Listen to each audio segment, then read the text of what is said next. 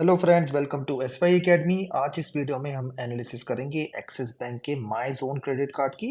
My zone credit card ऐसा दिखता है और मास्टर कार्ड जो मेरे पास है वो मास्टर कार्ड वाला है माई जोन। आजकल वीज़ा भी आ रहा है, वो आपके लिए ज़्यादा मैटर करता नहीं। वीज़ा मास्टर कार्ड को कुछ दिनों के लिए बंद कर दिया था सरकार ने, अब वापस आ गया है, तो इसलिए आपको वीज़ा मास्टर कार्ड दोनों दिखेंगे। बट जैसे मैंने कहा, आपको ज़्यादा फर्क पड़ता नहीं। आपको फर्क पड़ता है एक्सिस बैंक आपको क्या बेनिफिट्स दे रहा है। तो एक्सिस बैंक क्रेडिट कार्ड आपको बेनिफिट देता है, जैसे 4 एच पॉइंट्स मिलते हैं। मतलब ये रिवॉर्ड पॉइंट सिस्टम है जिसको एच पॉइंट सिस्टम कहते हैं। 200 रुपये स्पेंड करोगे तो 4 पॉइंट मिलेंगे। कुछ खास बेनिफिट है नहीं, ठीक है ये। लेकिन हाँ, आप ज्वाइन करोगे तो मैंने रिसेंटली चेक करा है कि एक्सिस बैंक कुछ बेनिफिट दे रहा है, जैसे आपको सोने लिव का 1 साल के लिए सब्सक्रिप्शन दे देगा। और कुछ थोड़े से और बेनिफिट्स आपको दिखेंगे आप जब ज्वाइन कर रहे होगे। वो डिपेंड करता है आप कब ज्वाइन कर रहे हो, उस टाइम पे वो बेनिफिट्स हैं या नहीं है।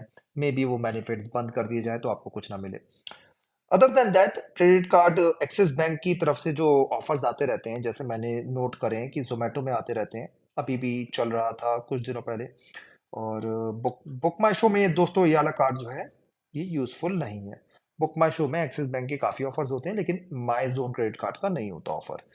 फिर काफी बार दोस्तों अमेजोन पे ऑफर आते रहते हैं, अमेजोन फ्रेश वगैरह पे, वो भी मैंने नोट करा है। और दोस्तों काफी बार ऑफर लीशियस पे भी आते रहते हैं, मिंत्रा पे भी आते रहते हैं, ये भी मैंने नोट करा है। तो ऑफर्स के मामले में मैं एक्सिस बैंक को ठीक ठाक पॉइंट्स दूंगा कि हाँ जी, ऑफर तो आते रहते हैं। क्या ऐसा नहीं है कि स्टैंडर्ड चार्टर्ड की तरह की ऑफर ही दिख ही नहीं रहे, या एमएक्स की तरह ऑफर दिख ही नहीं रहे। राइट। एक्सिस बैंक के ऑफर्स आते रहते हैं, तो एक्सिस बैंक का कार्ड एक ना एक होना मेरे हिसाब से तो बनता है, ठीक है। मैं देखो, मैं वो वाला आदमी हूँ जो बिलीव करता हूँ कि जितने कार्ड मिल रहे हैं रख लो, और सबको जुडिशियसली राइट वे में यूज करिए, तो आपका सही रहेगा। हाँ, आपको लगता है कि आप बहुत ज्यादा स्पेंड करते हो, आपका कंट्रोल नहीं है, लेट लास्ट डे लास्ट फी भूल जाते हो, तो फिर अलग ही सीन है, ठीक है। उसके भी सॉल्यूशंस है कुछ कुछ, जो मैं आपको फर्दर वीडियोस में बताता रहूंगा। फिर एयरपोर्ट लॉन्च, एक क्वार्टर में एक लॉन्च मिल जाती है आपको एक्सेस। ध्यान दीजिए, लॉन्च इंडिया के अंदर ही है, इंडिया के बाहर लॉन्च एक्सेस आपको नहीं मिलेगा, ठीक है। लेकिन एक लॉन्च मिल जाना अच्छी बात है, तो इस मामले में बढ़िया है। अब एक्सिस बैंक की एप्लीकेशन ठीक ठाक कहूंगा, लॉग इन कर सकते हो। मेरे पास iOS एप्लीकेशन है, उसको मैं यूज करता हूँ। आईफोन है तो iOS एप्लीकेशन का रिव्यू कर रहा हूँ, और एंड्रॉइड की भी ऑलमोस्ट सेम या थोड़ी बेटर होगी। लेकिन UI UX कस्टमर केयर तो ऑलमोस्ट सबका सेम ही रहता है, तो जनरल व्यू दे सकता हूँ मैं। तो 3 आउट ऑफ 5 रेटिंग दे रहा हूँ। कार्ड यूजेज आपको चेंज करना है, international limit on end of करना है, कर सकते हो। इतना ज़्यादा टफ नहीं है जैसे येस बैंक में था। येस बैंक में वो चीज़ें बड़ी टफ है, ठीक है। इसीलिए मैं इसको 3 आउट ऑफ 5 रेटिंग दे रहा हूँ। और आप यूज़ कर सकते हो, बैंक की ठीक ठाक एप्लीकेशन है। अपग्रेड जैसे मैंने रिसेंटली कराया था, तो आसानी से अपग्रेड कार्ड भी हो गया है। मैंने ये वाला जो कार्ड है मैंने इसको गिव अप कर दिया, और मैंने सोचा कि और करके जो हेल्थ वाला क्रेडिट कार्ड है ना एक्सिस बैंक का, वो लो।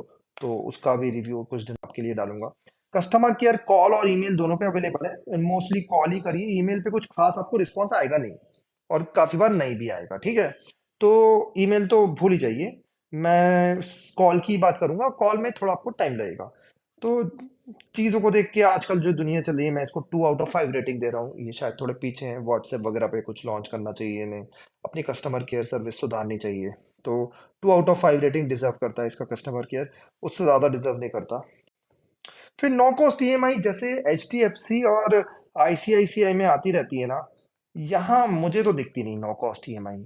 हाँ, आप कुछ लीजिए, और एक्स्ट्रा पे करने को इंटरेस्ट रेडी है तो आपको ईएमआई मिल जाएगी, लेकिन वो तो लॉस मेकिंग चीज़ है, वो तो आपको नहीं लेना चाहिए, ठीक है। नो कॉस्ट ईएमआई ही बेटर है।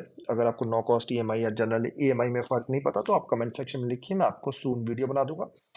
लेकिन नो कॉस्ट ईएमआई नहीं है। नो कॉस्ट ईएमआई मतलब सिंपल ये है कि आपको कुछ एक्स्ट्रा ज्यादा आपका जाता नहीं है खर्च, ठीक है। अगर 10,000 रुपए का है, तो 10 इंटरवल में सोच लो, ऐसे समझ लो सिंपल वर्ड में कि हजार हजार में डिवाइड कर देगा, ठीक है। सिंपली ऐसे समझ लो, तो आपका नुकसान कुछ हुआ नहीं, और आपने इवेंचुअली आराम आराम से सब कुछ पे कर दिया।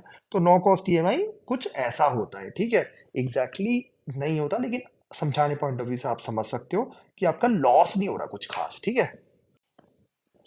फिर क्रेडिट लिमिट के मामले में बहुत ही पुअर है यार एक्सिस बैंक, बहुत ही डरपोक बैंक है मेरे हिसाब से। जितनों का भी मैंने नोट करा है, क्रेडिट लिमिट देता ही नहीं है यार। मेरी इसकी कार्ड की पहले 25,000 थी, फिर 40,000 करी, अभी 80,000 है। जबकि बाकी क्रेडिट कार्ड मेरे को लाखों लाखों दे रहे हैं क्रेडिट लिमिट। अब मैंने एक्सिस बैंक का जो फ्लिपकार्ट वाला लिया उसमें भी 40,000 लिमिट है। तो एक्सिस बैंक बड़ा गरीब सा बैंक है यार, डरपोक सा बैंक बोलूंगा मैं तो कि और क्रेडिट लिमिट देता ही नहीं है। जबकि मेरा स्कोर 790 के करीब है कुछ क्रेडिट स्कोर ना। तो ऐसा कुछ बुरा भी नहीं है, और जब मैंने अप्लाई करा था तो मैं 800 के करीब था। तो आई एम नॉट श्योर कि ये इतनी कम क्रेडिट लिमिट क्यों दे रहा है, बहुत ही डरपोक सा बैंक है। तो धीरे धीरे बढ़ाता रहेगा, लेकिन धीरे धीरे क्या होता है ऐसे, ठीक है। तो आपको कुछ बड़ा सामान खरीदना है उसमें तो चलेगा ही नहीं मामला। अभी भी मेरी 80,000 लिमिट है, और ये मैं कार्ड 2 साल से ज्यादा से ओन कर रहा हूँ। रिवॉर्ड पॉइंट के सिस्टम में एक दूंगा मैं पॉइंट यार, कुछ खास बेनिफिट्स वगैरह है नहीं, पॉइंट्स इकट्ठे कर लो कुछ नहीं होता उससे। ठीक है, कोई खास रिवॉर्ड सिस्टम नहीं है। तो माई जोन क्रेडिट कार्ड को इसलिए मैं 1 आउट ऑफ 5 रेटिंग, इसके रिवॉर्ड पॉइंट सिस्टम जो है ना, जो एच पॉइंट, जो बड़ा कूल सा वर्ड लग रहा है एच, उसको मैं 1 पॉइंट दूंगा, ठीक है। ज्वाइनिंग एनुअल फी कुछ होती नहीं, तो ये बड़ा अच्छा चीज़ है कि क्रेडिट कार्ड चलो रख के बैठ जाओ, आराम से पड़ा रहेगा, ऑफर आएंगे लगा लेंगे, नहीं आएगा नहीं करेंगे, ठीक है। मैंने भी इसी पॉइंट ऑफ व्यू से लिया था जी। ठीक है, ज्वाइनिंग एनुअल फी कुछ है नहीं इसमें। तो कार्ड की रेटिंग दोस्तों मैं 2 आउट ऑफ 5 दे रहा हूँ। मैं शायद इसमें थोड़ा सा स्ट्रिक्ट हो रहा हूँ, बट ये कार्ड डिजर्व करता है, क्योंकि देखो अगर वो जो मिंत्रा, लीशियस, amazon की जो मैंने ऑफर्स कहे थे ना शुरू में, अगर वो नहीं आ रहे ना, तो ये कार्ड तो रखा रहेगा, इस कार्ड को कभी यूज करेंगे ही नहीं। ये मतलब कार्ड ऑफर वो तो एक्सिस बैंक के आते रहते हैं, इसलिए कार्ड यूज हो जाता है। अब एक्सिस बैंक के अगर ऑफर आ रहे हैं, तो कोई एक्सिस बैंक का ऐसा कार्ड रखो जहां और बेनिफिट्स भी हों, जैसे एक्सिस बैंक का फ्लिपकार्ट कार्ड, कि चलो फ्लिपकार्ट से ऑर्डर कर रहे हैं तो 5% मिल जा रहा है ना, हर बार 5% मिल रहा है। या एक्सिस बैंक का मे बी विस्तारा वाला क्रेडिट कार्ड की एयरलाइन के टिकट मिल जा रहे हैं प्रीमियम इकोनॉमी के। भले ही पैसे देने हैं, लेकिन कोई बात नहीं, ऐसे कोई इशू नहीं है। हाँ, मतलब आपको लग रहा है कि आप अगर स्टूडेंट हो, और या आप जॉब में अभी रिसेंटली स्टार्ट किया है, तो मे भी ये कार्ड रख सकते हो। लेकिन तब ये कार्ड देंगे नहीं एक्सिस बैंक वाले, ठीक है, इतने डरपोक हैं, तब ये कार्ड देंगे नहीं। जब आपके पास अच्छा पैसा होगा तब आपको कार्ड दे रहे होंगे, तब आपको लगेगा ये कार्ड का भैया बेनिफिट क्या है। लेकिन हाँ, मैं ये कह रहा हूँ कि ऑफर आ रहे हैं, ठीक है। इस जो मैंने शुरू में भी कहा था, अमेजोन, और मैंने तो देखा महीने में 1-2 बार आ ही जाते हैं, तो मैं यूज़ कर ही रहा हूँ इस क्रेडिट कार्ड को।